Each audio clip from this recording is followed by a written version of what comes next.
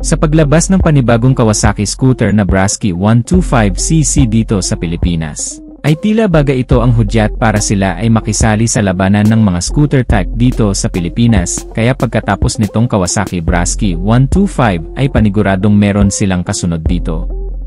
Kaya maghanda na kayo dahil may bago na naman ulit tayong abangang motorsiklo ng Kawasaki ngayong 2024. Na siguradong magiging patok sa maraming scooter lover lalo na't hindi ito basta-bastang scooter lang kundi super scooter. Its aggressive design adapts styling elements from Kawasaki Ninja range which will appeal to super sport fans. Ito ay ang bagong Kawasaki J125.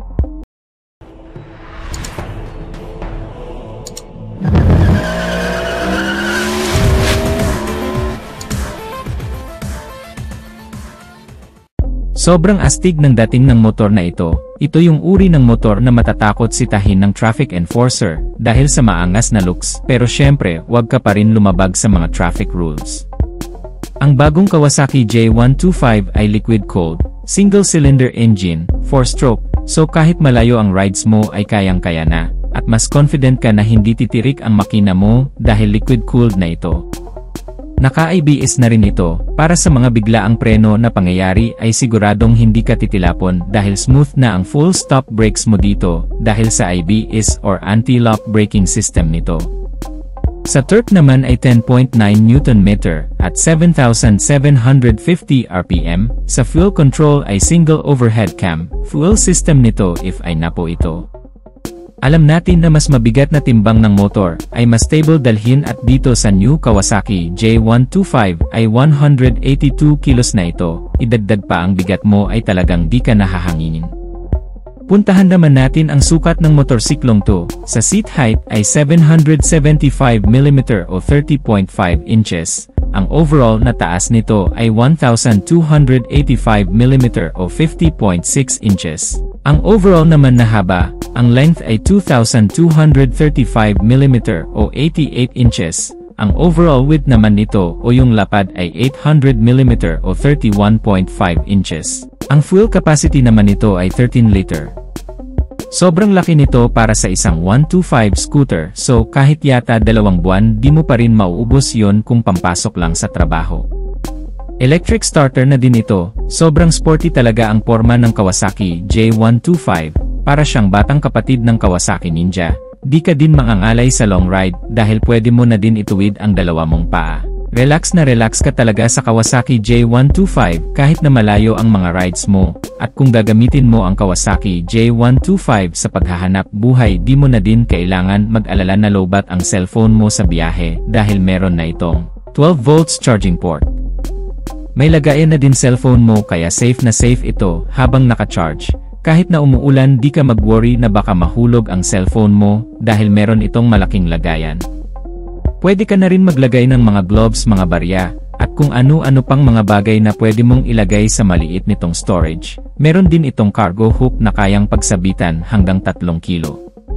Puntahan naman natin ang kanyang instrument cluster. Mapapansin mo na pinag-combine ang analog at digital LCD cluster, kaya mas lalo itong naging maporma. Sa LCD makikita mo ang odometer, dual trip meter, service mode, clock, fuel indicator, coolant temperature indicator, at ang kanyang engine warning symbol. Puntahan naman natin ang ignition switch. Ang ignition switch ay mayroong 3 posisyon, ang on, off at syempre ang lock.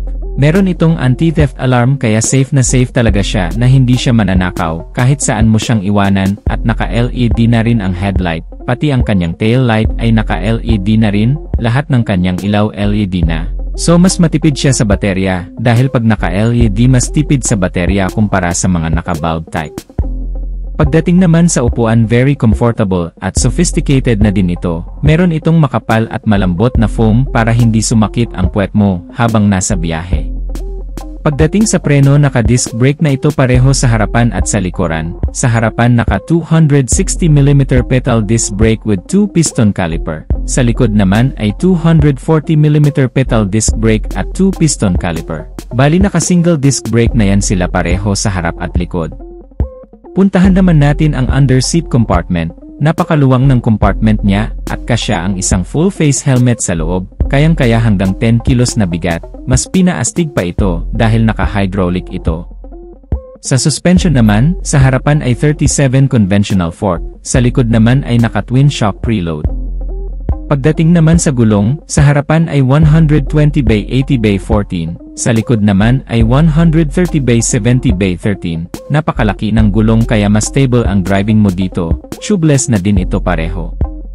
Pag-usapan naman natin ang presyo, actually wala pa itong official price dito sa Pilipinas, pero sa United Kingdom ay nagkakahalaga ito ng 3,799 sa pera nila doon. Ngayon kung i-convert natin yun sa Philippine money, abot ito ng 243,000 pesos. Pero di pa rin natin alam kung magkano ito kung ilalabas dito sa atin. Maaaring mas mapamura o maaaring ganon ang presyo. Yan na lang ang ating aabangan kapag lumapag na ito sa Pilipinas.